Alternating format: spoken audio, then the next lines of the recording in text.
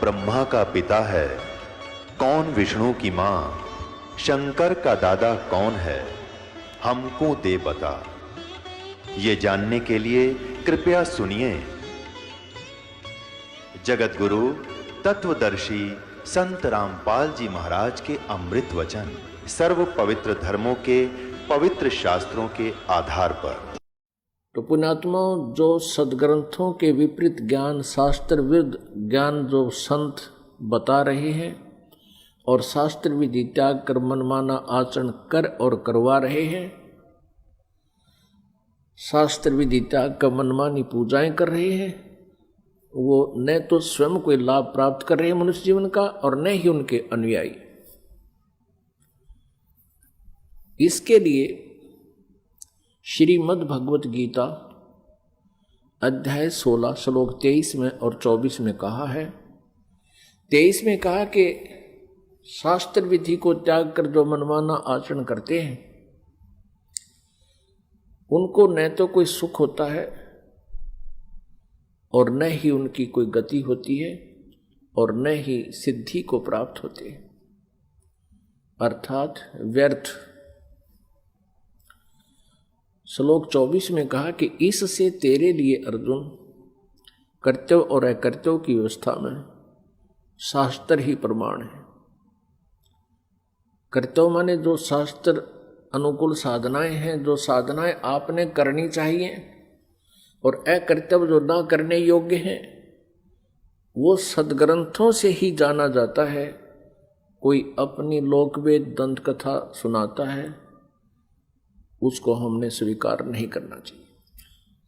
तो अभी तक जो ब्रह्मा जी, विष्णु जी, शिव जी को ये कहते आए हैं, ये पवित्र हिंदू धर्म के ये शास्त्र विरुद्ध ज्ञान देने वाले आचार्य, गुरु, ऋषि, महर्षि, ये कहते आए हैं कि ब्रह्मा जी, विष्णु जी, शिव जी ये अजर अमर है, इनके कोई माता पिता नहीं है और ये सभी ब्रह्मांडों के रचनहार यही है। तो वो टीचर ठीक नहीं, वो शास्त्र विधि त्याग के लोकवेद सुना रहे हैं। लोकवेद क्या होता है? सुना सुनाया ज्ञान जो कहीं प्रमाणित ना हो। अभी आपको दिखाते हैं श्रीमद् देवी भागवत। वो श्री ब्रह्मा, श्री विष्णु, श्री शिव जी के विषय में क्या जानकारी देते हैं। आप जी ने ये देखिएगा, श्रीमद् देवी भागवत सचित्र मोटा टाइप, केवल हिंदी, गीता प्रेस गोरखपुर से प्रकाशित है। इसके कौन है संपादक? हनुमान प्रसाद पोदार, चिमनलाल गोस्वामी। प्रकाशित एवं मुद्रक हैं गीता प्रेस गोरखपुर, गोविंद मोहन कार्यालय, कोलकाता का संस्थान। तीसरे स्कंद में 123 पृष्ठ पे, तीसरा स्कंद। भगवान विष्णु जी अपनी माता दुर्गा की स्तुति कर रहे हैं। क्या कह रहे हैं? तुम शुद्ध स्वरूपा हो, यह सारा संसार तुम ही से उद्भासित हो रहा है। मैं, ब्रह्मा और शंकर, विष्णु जी कह रहे, हम सभी तुम्हारी कृपा से विद्यमान हैं। हमारा आविर्भाव माने जन्म, तिरोभाव माने मृत्यु, हमारा आविर्भाव और तिरोभाव हुआ करता है। केवल तुम ही नित्य हो, जगत जननी हो, प्रकृति और सनातनी देवी हो। ये प्रकृति शब्द याद रखना। दुर्गा को प्रकृति भी कहते हैं। आपके गीता जी में काम आओगा 14वें अध्याय के 3, 4, 5 श्लोकों में, क्योंकि ये कोड वर्ड है गीता जी। प्रकृति दुर्गा जी को कहते हैं। इससे स्पष्ट हो गया कि ब्रह्मा, विष्णु, महेश का जन्म और मृत्यु होता है। भगवान शंकर बोले, देवी यदि महाभाग विष्णु तुम ही से प्रकट हुए हैं तो उनके बाद उत्पन्न होने वाले ब्रह्मा भी तुम्हारे बालक हुए। फिर मैं तमोगुणी लीला करने वाला शंकर क्या तुम्हारी संतान नहीं हुआ? अर्थात मुझे भी उत्पन्न करने वाली तुम ही हो। शिवे, संपूर्ण संसार की सृष्टि करने में तुम बड़ी चतुर हो। इस संसार की सृष्टि, स्थिति और संहार में तुम्हारे गुण सदा समर्थ हैं। उन्हीं तीनों गुणों से उत्पन्न हम, रजगुण ब्रह्मा जी, सतगुण विष्णु, तमगुण शंकर, उन्हीं तीनों गुणों से उत्पन्न हम ब्रह्मा विष्णु एवं शंकर नियमानुसार कार्य में तत्पर रहते हैं। पुण्यात्मा, इस पवित्र देवी पुराण ने इन चंद पंक्तियों में स्पष्ट कर दिया कि श्री ब्रह्मा विष्णु महेश ये नासवान है, इनकी जन्म और मृत्यु होती है। दुर्गा इनकी माता है और रजगुण ब्रह्मा जी, सतगुण विष्णु, तमगुण शिव जी है। और चौथा ये कंसेप्ट क्लियर हो गया कि ये केवल नियमित कार्य ही कर सकते हैं। जिसका जैसा नियमित है, जिसका किस्मत में जो कुछ भी लिखा है उसमें ये परिवर्तन नहीं कर सकते, उनको जैसा ही दे सकते हैं। जैसा कर्म है वैसा ही उनको फल देते हैं, ऐसा इनका नियम है। और ये हमारे सदग्रंथों में लिखा हुआ है। अब आप जी को डिटेल से दिखाते हैं।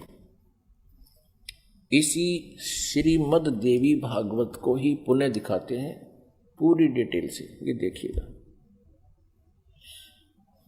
ये वही श्रीमद् देवी भागवत है, गीता प्रेस गोरखपुर से प्रकाशित है। ये है श्रीमद् देवी भागवत, तीसरा स्कंद यहां प्रारंभ होता है। पृष्ठ 113 है, पृष्ठ 113 है।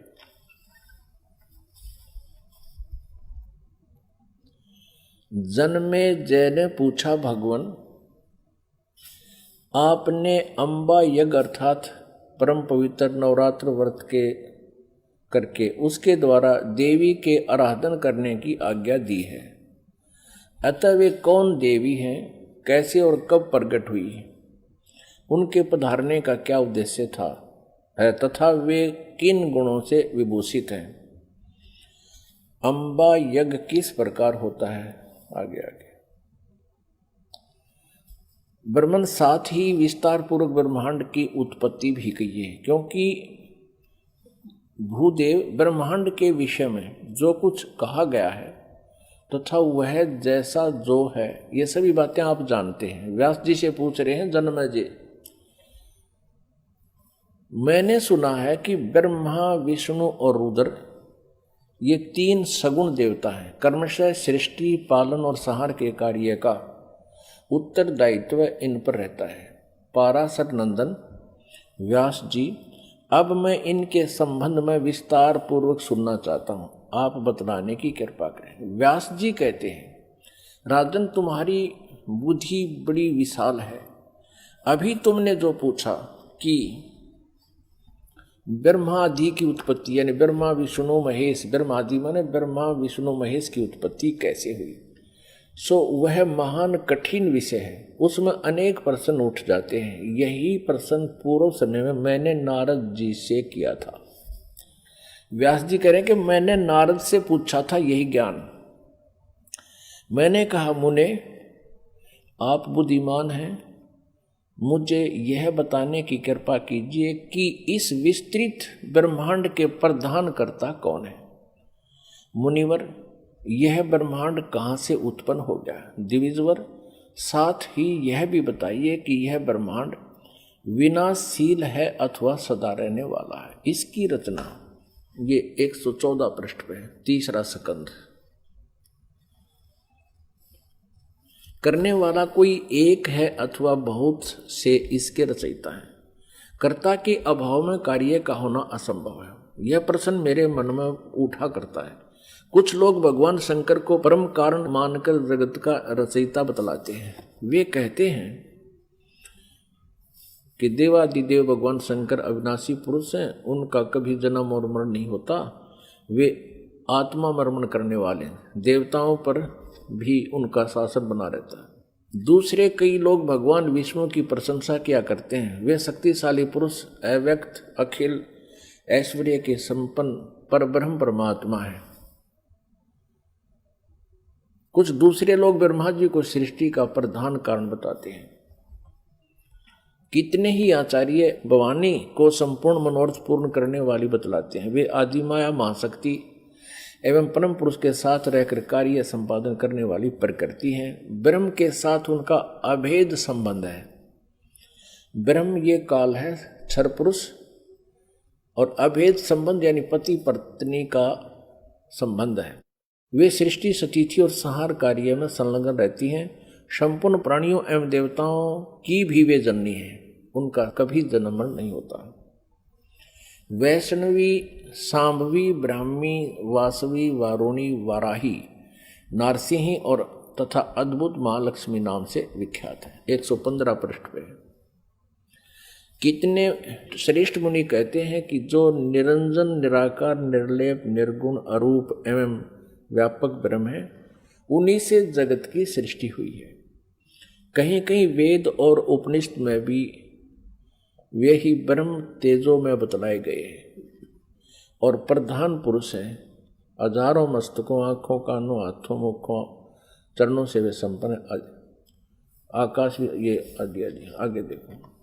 अब व्यास जी पूछ रहे थे नारद जी थे कि मैंने ऐसा सुना है, कोई कुछ बता रहा है, कोई कुछ बता रहा है, कोई शंकर को रचयिता, कोई विष्णु जी को रचयिता बताते। अब नारद जी कहते हैं, व्यास जी, प्राचीन समय की बात है, यही संदेह मेरे हृदय में भी उत्पन्न हो गया था। तब मैं अपने पिता अमित तेजस्वी ब्रह्मा जी के स्थान पर गया और उनसे इस समय जिस विषय में तुम पूछ रहे हो उसी विषय में मैंने पूछा। मैंने कहा, पिताजी, यह संपूर्ण ब्रह्मांड कहाँ से उत्पन्न हुआ? विभो, आपने सम्यक प्रकार से इसकी रचना की है, अथवा विष्णु इस विश्व के रचयिता हैं, या शंकर ने इसकी सृष्टि की है। पर जगत प्रभु, आप विश्व के आत्मा हैं और सच्ची बात बताने की कृपा करें। किन देवताओं की पूजा करनी चाहिए तथा कौन देवता सबसे बड़े एवं समर्थ है? निष्पाप ब्रह्मा जी, इन सभी प्रश्नों का समाधान करके मेरे हृदय के संदेह को दूर करने की कृपा कीजिए। सत्यवती नंदन व्यास जी, इस प्रकार मेरे प्रसन्न करने पर लोक पितामह ब्रह्मा जी मुझसे कहने लगे। ब्रह्मा जी ने कहा, बेटा, मैं इस प्रश्न का क्या उत्तर दूं? यह प्रश्न बड़ा ही जटिल है। महाभाग, तुम भगवान विष्णु से इसका समुचित समाधान पा सकते हो। ये तीनों देवता, इनको ज्ञान तो है नहीं, इसलिए ये अपने से दूसरे की तरफ धका दिया करें। चलो वहाँ उससे पूछ लो। फिर भी विष्णु जी की तरफ संकेत करते हैं, फिर भी अपना ज्ञान वो बता रहे हैं। ब्रह्मा जी कह रहे हैं, महामते, इस संसार में कोई भी रागी पुरुष ऐसा नहीं है जिसे यह रहस्य विदित हो। जो त्यागी, अहंकार रहित एवं ईर्षा शून्य है, वही इसके रहस्य को जान सकता है। पूर्व काल में, अब सृष्टि की रचना बता रहे हैं ब्रह्मा जी। पूर्व काल में सर्वत्र जल ही जल था। स्थावर जंगम जितने प्राणी हैं उनमें कोई भी नहीं थे। तब कमल से मेरी उत्पत्ति हुई। उस समय मुझे सूर्य, चंद्र, वृक्ष तथा पर्वत कोई भी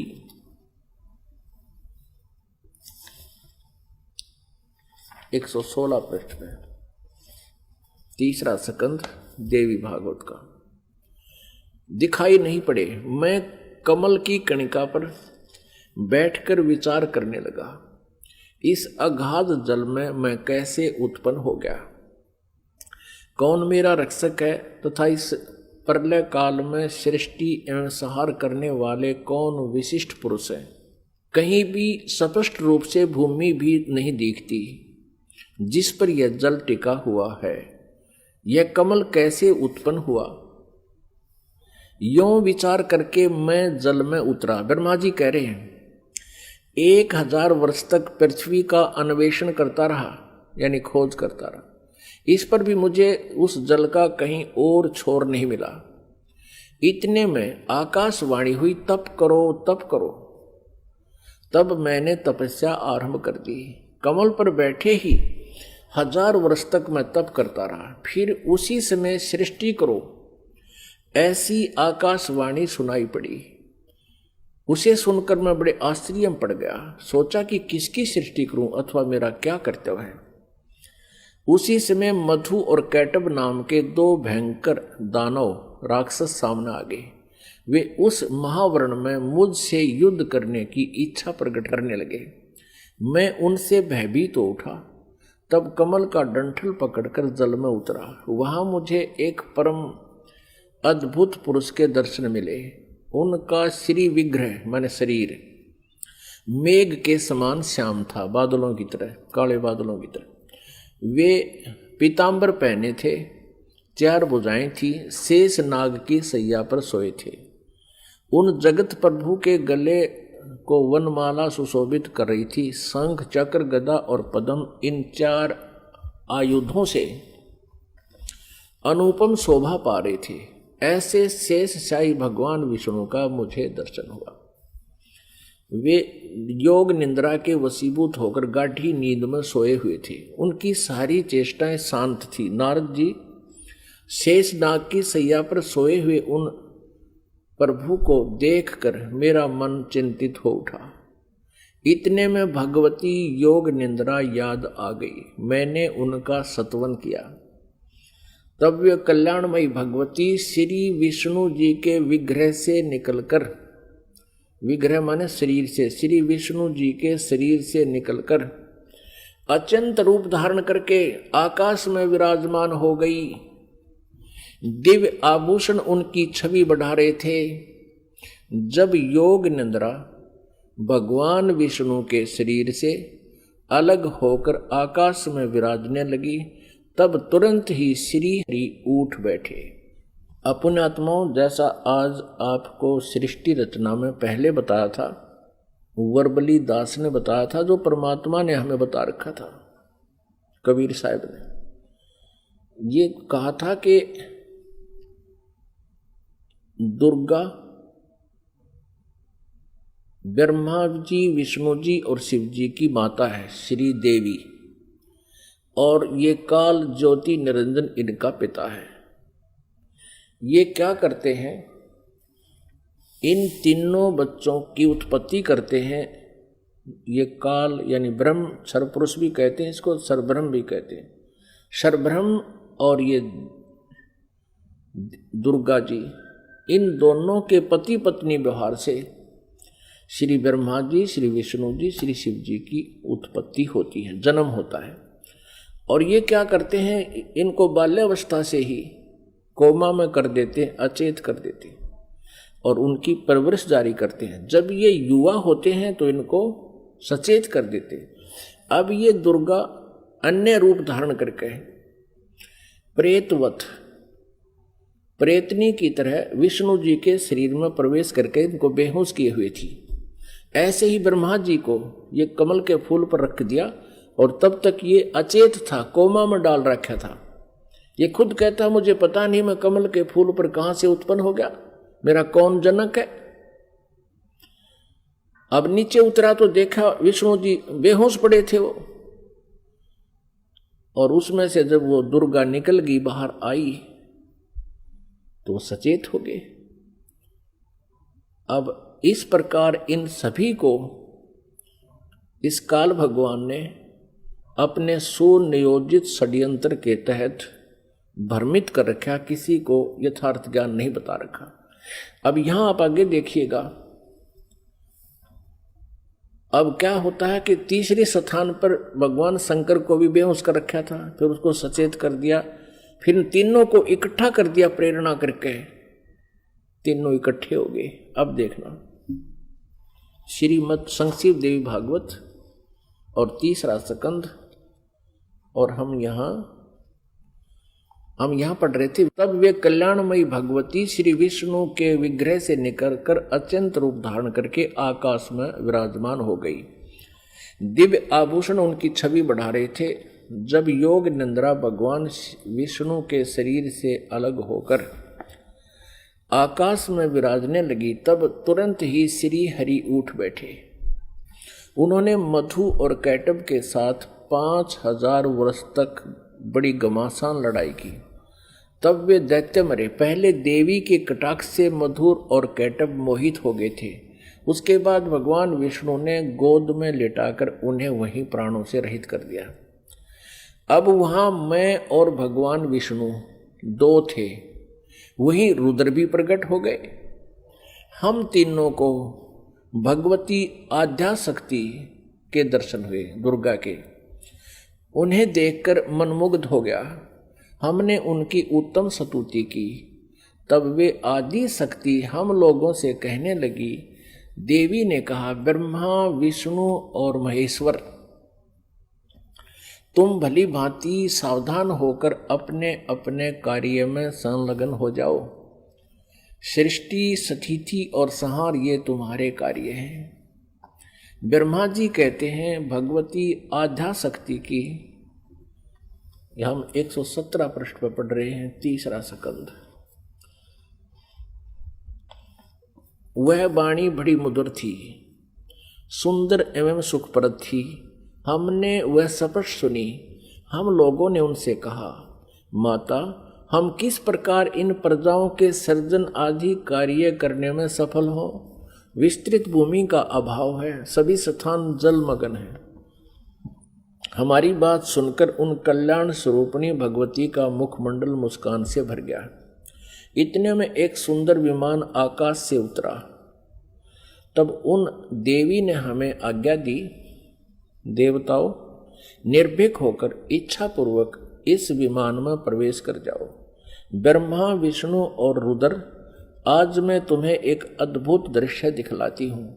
हमने भगवती की बात सुनकर उसे शिरोधार्य कर लिया। उस रत्न जटित विमान पर चढ़कर हम लोग आराम से बैठ गए। हम तीनों देवताओं को उस पर बैठे देखकर देवी ने अपने सामर्थ्य से विमान को आकाश में उड़ा दिया।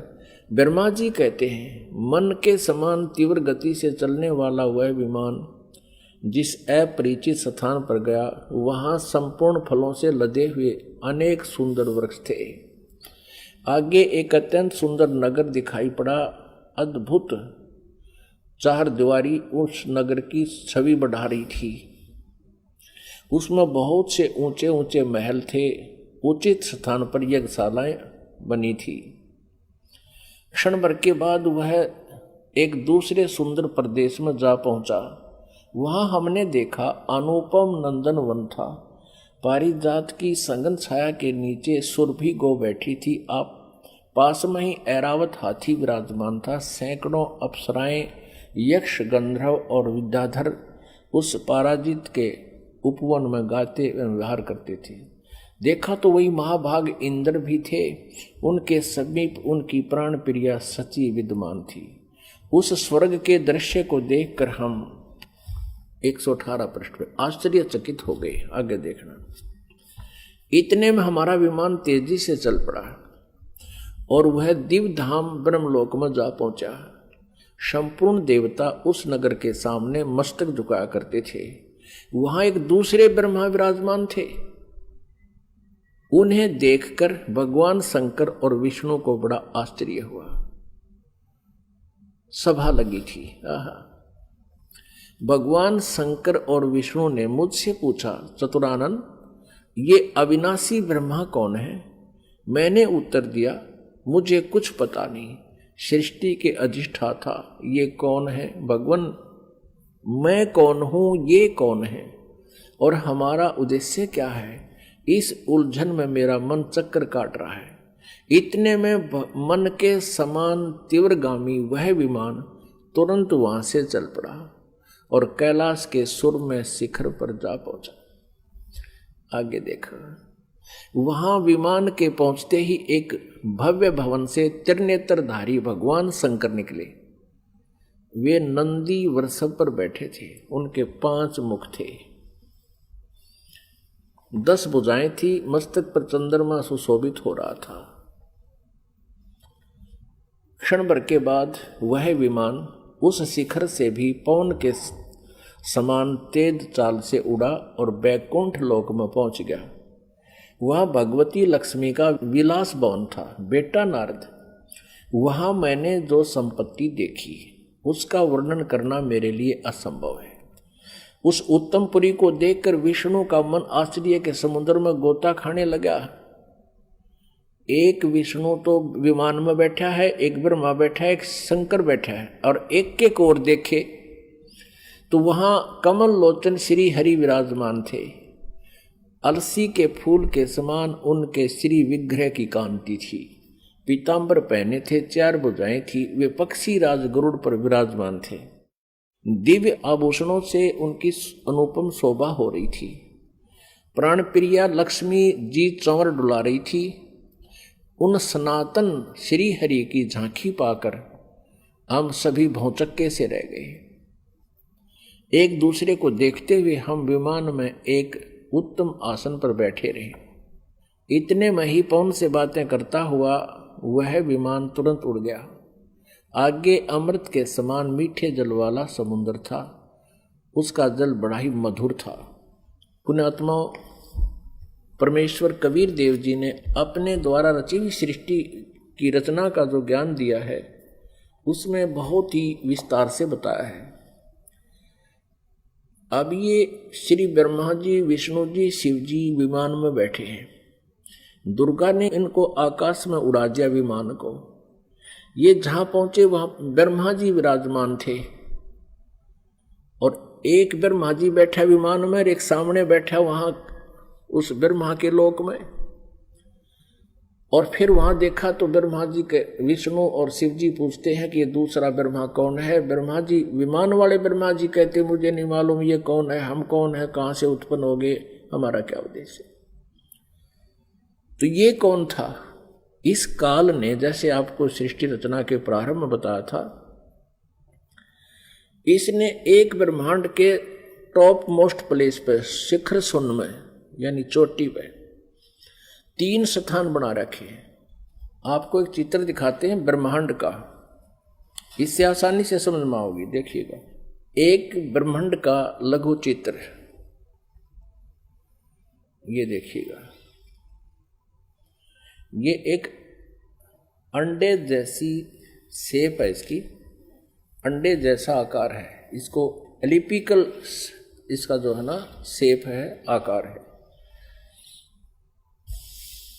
अब ये देखिएगा, नीचे से शुरू करते हैं। सबसे नीचे ये पाताल लोक, तलातल, रसातल, सूतल, अतल, महातल, तलातल और वितल। तो ये है पृथ्वी लोक। ये शिव का लोक, शिवपुरी जिसे कहते हैं। ब्रह्मा जी का लोक ब्रह्मापुरी, विष्णु जी का लोक विष्णुपुरी। अब ये जो क्षेत्र है, और ये है कॉमन स्वर्ग और नरक, और ये है धर्मराय का लोक, यानी यहाँ का न्यायाधीश बना रखा है इस काल ने, ये जहाँ सबका अकाउंट होता है। और ये जो स्थान है ये ब्रह्मलोक है सारा। ये स्थान जो है इसको ब्रह्मलोक कहते हैं। एक ये स्वर्ग है, इसमें भी एक इंद्र हो रहता है। ये इंद्र अलग है और इसलिए इसको महा इंद्र कहा है। ये इसमें क्या कर रखा है, ये एक महास्वर्ग है। इसी में इसने एक अलग से और एक डुप्लीकेट काम कर रखा है। नकली सतलोक, नकली अलखलोक, नकली अगमलोक और नकली अनामी लोक की रचना कर रखी है। इधर ये 88,000 खेड़े हैं, इधर ये सप्तपुरी है। और इस सारे इस ब्रह्मलोक के ऊपर, ये ब्रह्मलोक है, इस ब्रह्मलोक के ऊपर इसने यहां 3 गुप्त स्थान बना रखे हैं। आपको बताया था कि एक ये रजोगुण प्रधान क्षेत्र है, इसमें ये काल सरपुरुष स्वयं ब्रह्मा रूप धारण करके रहता है और साथ में अपनी पत्नी दुर्गा को सावित्री रूप में रखता है। ये वहां यहां से अंतर्ध्यान हुआ, इनके विमान से पहले ये यहां पहुंच गया। एक ये तमोगुण प्रधान क्षेत्र है, इसमें ये स्वयं महाविष्णु महाशिव रूप में रहता है और दुर्गा को अपने यानी उमा रूप में रखता है।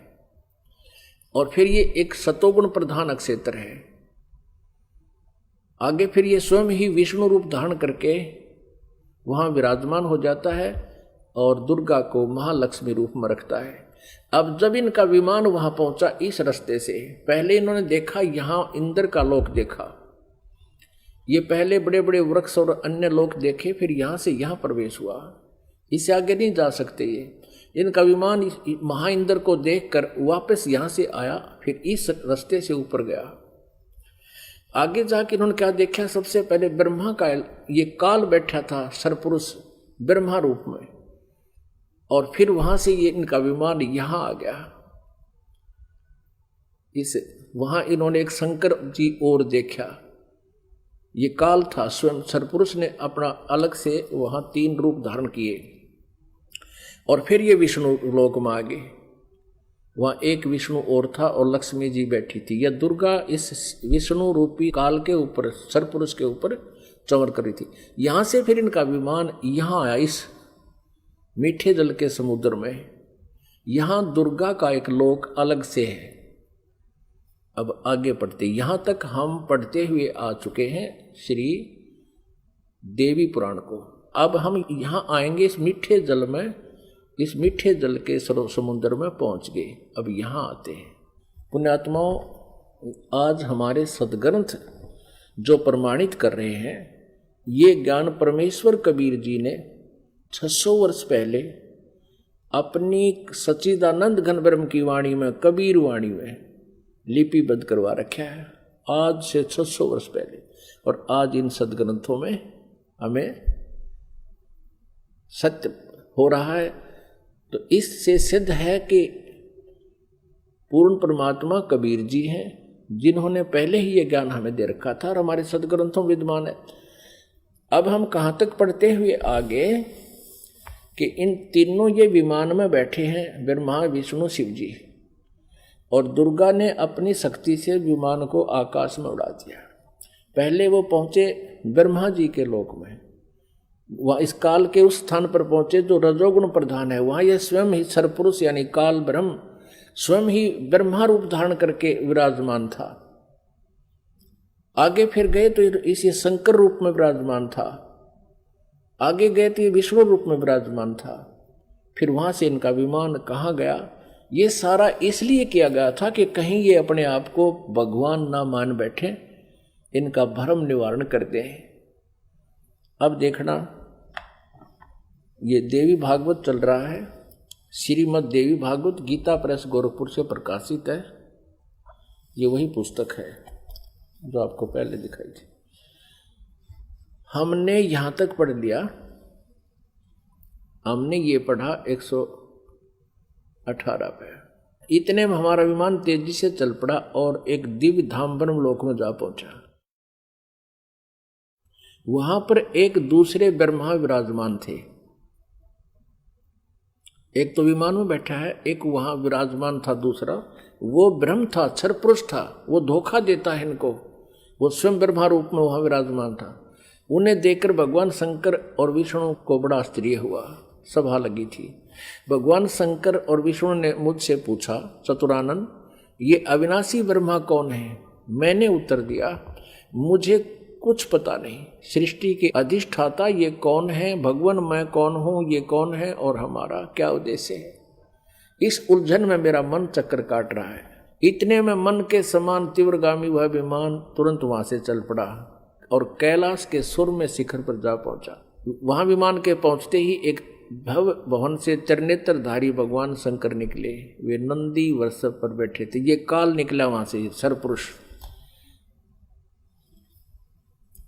और फिर वहां से क्षण भर के बाद वह विमान उस शिखर से भी पवन के समान तेज चाल से उड़ा और बैकुंठ लोक में पहुंच गया।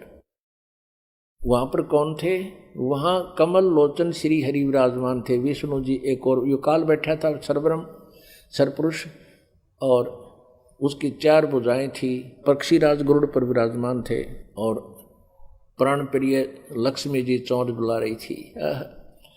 अब हम यहाँ आते हैं, नीचे देखते हैं। इतने में पवन से बातें करता हुआ वह विमान तुरंत उड़ गया। आगे अमृत के समान मीठे जल वाला समुद्र था, जिसका जल बड़ा ही मधुर था। हम 119 पृष्ठ पर पढ़ेंगे, अब 118 हमने पढ़ लिया। उस समुद्र में वहां एक मनोहर द्वीप था। उस द्वीप में एक मंगल में मनोहर पलंग बिछा था। उस पलंग में सुंदर रत्न जड़े थे। उस उत्तम पलंग पर एक दिव्य रमणी बैठी थी, या दुर्गा जाकर वहां विराजमान होगी आगे।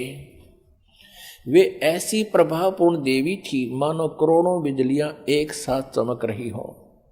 अत्यंत सुंदर मुख था, लाल लाल दांत थे, करोड़ों लक्ष्मियों से भी अधिक वह सुंदर थी।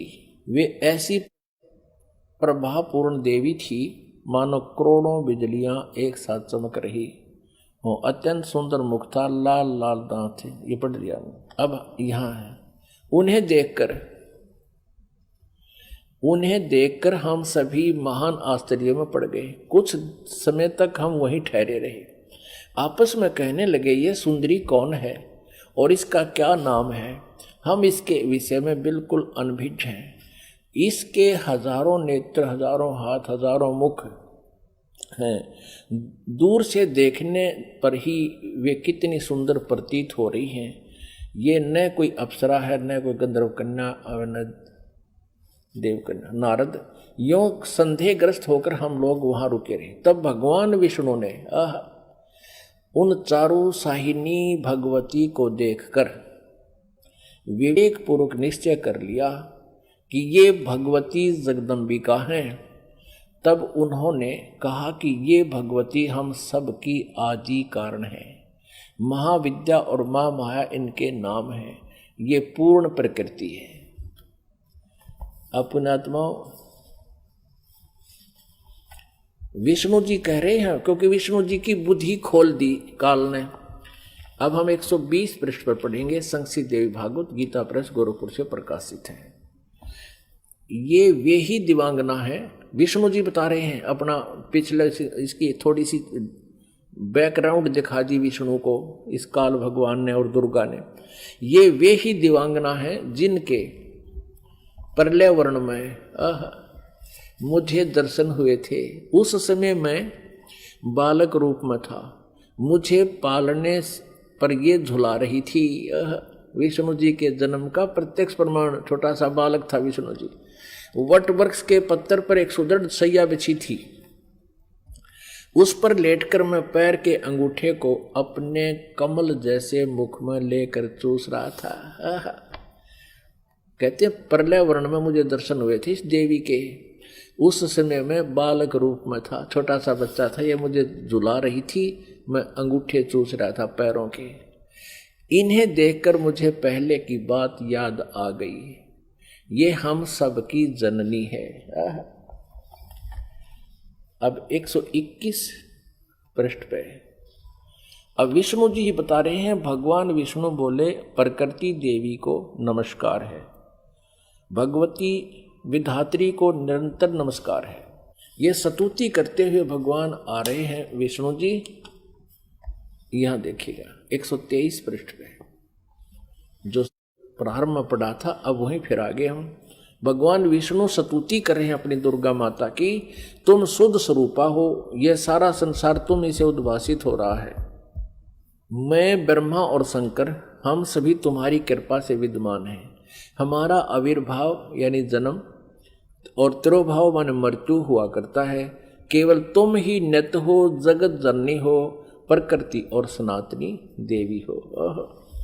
भगवान शंकर बोले, देवी यदि महाभाग विष्णु तुम्ही से प्रकट हुए हैं तो उनके बाद उत्पन्न होने वाले ब्रह्मा भी तुम्हारे बालक हुए हैं। फिर मैं तमोगुणी लीला करने वाला शंकर क्या तुम्हारी संतान नहीं हुआ? अर्थात मुझे भी उत्पन्न करने वाली तुम ही हो। शिवे, संपूर्ण संसार की सृष्टि करने में तुम बड़ी चतुर हो। इस संसार की सृष्टि, स्थिति और संहार में तुम्हारे गुण सदा समर्थ है। उन्हीं तीनों गुणों से उत्पन्न हम ब्रह्मा, विष्णु एवं शंकर नियमानुसार कार्य में तत्पर रहते हैं। अब पुण्यात्माओं, आप जी ने अपने सदग्रंथों को स्वयं पढ़ लिया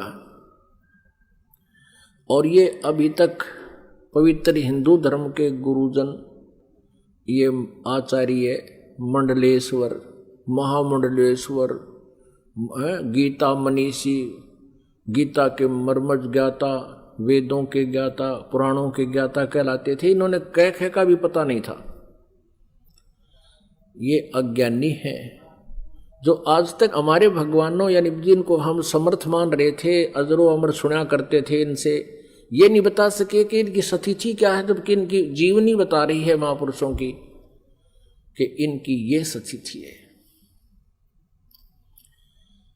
अपनात्माओं, जैसा कि आपको सृष्टि रचना के प्रारंभ में जब कथा शुरू करी थी बताया था कि काल भगवान ने, इस क्षर पुरुष ने, जो ब्रह्मा विष्णु महेश के पिताजी हैं, दुर्गा जी के पति हैं, जो श्री देवी के पति हैं और ब्रह्मा विष्णु महेश के पिता हैं, इसने ये कहा था दुर्गा से कि मेरा भेद किसी को मत बताना।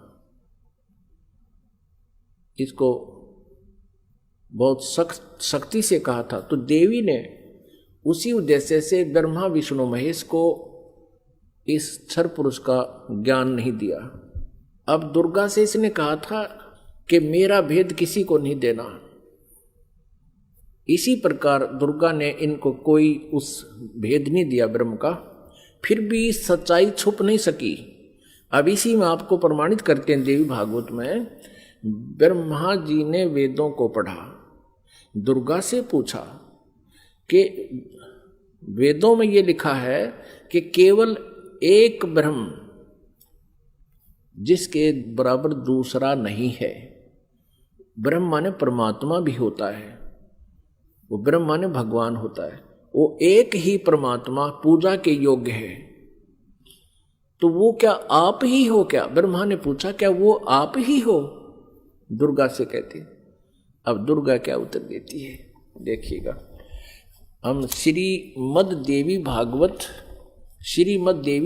यानी दुर्गा पुराण, देवी पुराण को पढ़ रहे हैं, जो गीता प्रेस गोरखपुर से प्रकाशित है। इसके तीसरे स्कंद में पृष्ठ नंबर 125 पर हम पढ़ रहे हैं। 123 तक हमने पढ़ लिया। यहां 124 पे देखिएगा,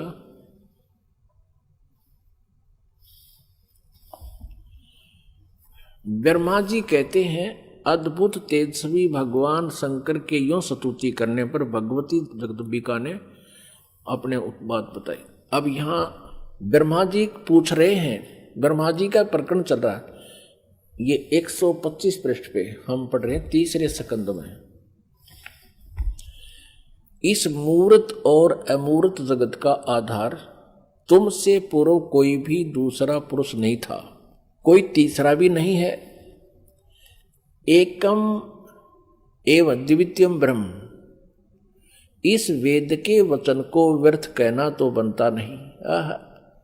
अब दुर्गा इनको कहा करती, मैं ही सब कुछ हूं, मैं ही तुम्हारा पिता हूं, मैं तुम्हारी माता हूं।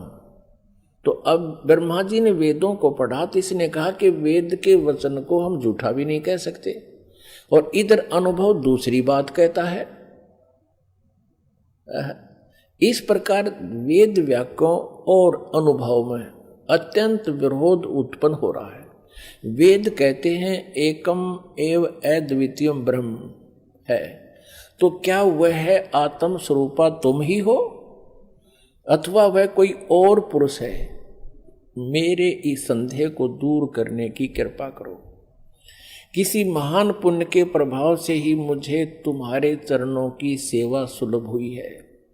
तुम स्त्री हो अथवा पुरुष, यह रहस्य भी मुझे विषाद रूप से कृपा करके बतलाओ।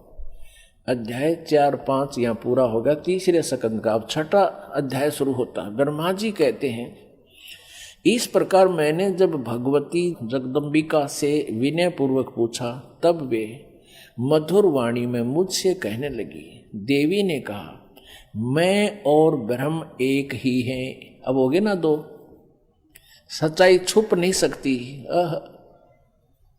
एक ही हैं। मुझ में और इन ब्रह्म में कभी किंचित मात्र भी भेद नहीं है। जो वे हैं वही मैं हूं, और जो मैं हूं वही वे हैं। बुद्धि के भ्रम से भेद प्रतीत हो रहा है, हम लोगों के सूक्ष्म भेद को जो जानता है, इसे सीधा दो तो है ही, ये वो जानता है वही। अब 125 पृष्ठ हमने पढ़ा, अब 126 पढ़ेंगे। वही बुद्धिमान पुरुष है, वो तत्वदर्शी संत है जो हमारी भिन्न भिन्नता को समझता है। उसके संसार मार्ग से मुक्त होने में कुछ भी संदेह नहीं है। ब्रह्म एक ही है। आगे देखो, मैं शक्ति रूप धारण करके पराक्रम करती हूँ।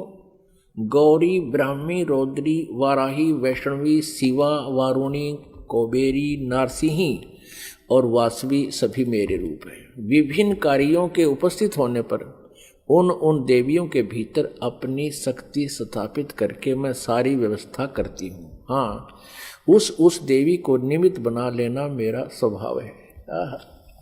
अब आगे देखना। अपने आत्माओं, आप पढ़ रहे हो अपने सदग्रंथों को स्वयं। आप जी ने तीसरे स्कंद में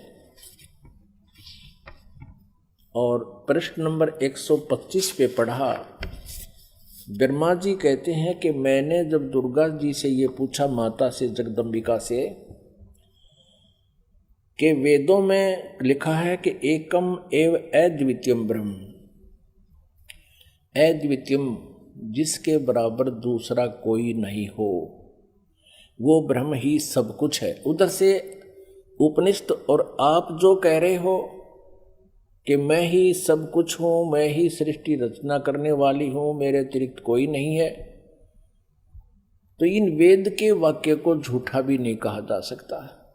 अनुभव हमारा बताता है कि परमात्मा निराकार है और वेद बताते हैं कि वो साकार है, तो हमारे अनुभव में और यथार्थता में बहुत विरोध है। तो क्या वो ब्रह्म आप ही हो या कोई और है? ब्रह्मा जी ने पूछा। अब दुर्गा पहले तो बहकाती है उनको कि उस ब्रह्म में और मेरे में कोई अंतर नहीं है, मैं ही वही हूँ, वो मैं ही हूँ।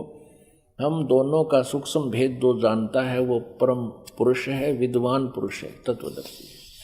आगे फिर देखना 129 पृष्ठ पे है, बिल्कुल स्पष्ट हो जाता है। देखिएगा, तीसरा स्कंद देवी भागवत, हम तीसरा स्कंद पढ़ रहे हैं, संक्षिप्त देवी भागवत का, पृष्ठ नंबर 129 पर। यहां देखिएगा, यों सृष्टि कर्म मैंने संक्षेप में तुम्हें बतला दिया। यह देवी कह रही है, दुर्गा बता रही है। यहां देवी का प्रवचन चल रहा है, देवी ने कहा, ये देवी बता रही है। यों 129 पृष्ठ पे, यों सृष्टि कर्म मैंने संक्षेप में तुम्हें बतला दिया। महानुभाव देवताओं, ब्रह्मा, विष्णु और शिव को दुर्गा कह रही है, अब मेरा कार्य सिद्ध करने के लिए विमान पर बैठकर तुम लोग शीघ्र पधारो, जाओ। कोई कठिन कार्य उपस्थित होने पर जब तुम मुझे स्मरण करोगे तब मैं सामने आ जाऊंगी। देवताओं, मेरा और सनातन परमात्मा का ध्यान तुम्हें सदा करते रहना चाहिए। अब यहां ये दो हो गए, तब तो कह रही थी मैं ही सब कुछ हूं, और अब ये कह रही है दो, मेरा और ये दुर्गा ब्रह्म को ही सनातन परमात्मा बता रही है। हम दोनों का, आगे दो, हम दोनों का स्मरण करते रहोगे तो तुम्हारे कार्य सिद्ध होने में किंचित मात्र भी संदेह नहीं रहेगा। ब्रह्मा जी कहते हैं, इस प्रकार कहकर भगवती जगदम्बिका ने हमें विदा कर दिया। उन्होंने शुद्ध चरित्र वाली शक्तियों में से भगवान विष्णु के लिए लक्ष्मी को, शंकर के लिए महाकाली को और मेरे लिए महासरस्वती को पत्नी बनने की आज्ञा दे दी। अब उस स्थान से हम चल पड़े और दूसरे स्थानों पर हम तीनों की पुरुष रूप से प्रतिष्ठा हुई। आप जी को इस दास ने परमेश्वर कबीर जी द्वारा रची हुई सृष्टि और ये सारे ब्रह्मांडों की रचना कब कब कैसे हुई वो सारी बताई थी। इस दास ने आपको मौखिक सुनाया था, वर्बली सुनाई थी। और आज इन सदग्रंथों ने, हमारे शास्त्रों ने प्रमाणित कर दिया कि जो 600 वर्ष पहले परमेश्वर कबीर जी ने हमें ज्ञान दिया था वो आज हमारे सदग्रंथों में विद्यमान है। और ये नकली गुरु आचार्य झूठे वेद ज्ञानहीन, शास्त्रों के ज्ञान से हीन हैं और ये कहते हैं ब्रह्मा विष्णु महेश अजर अमर हैं, इनके कोई माता पिता नहीं, ये सर्वेश्वर हैं, महेश्वर हैं। अब ये तो कंसेप्ट क्लियर हो गया दुर्गा का कि दुर्गा इनकी माता है, फाइनल हो गया। और तीनों का विवाह कर दिया दुर्गा ने, अपने ही 3 रूप बना करके। ये खुद कहती है कि मैं एक से अनेक हो जाती है ये देवी, और 3 रूप धारण करके इसने तीनों पुत्रों का विवाह कर दिया।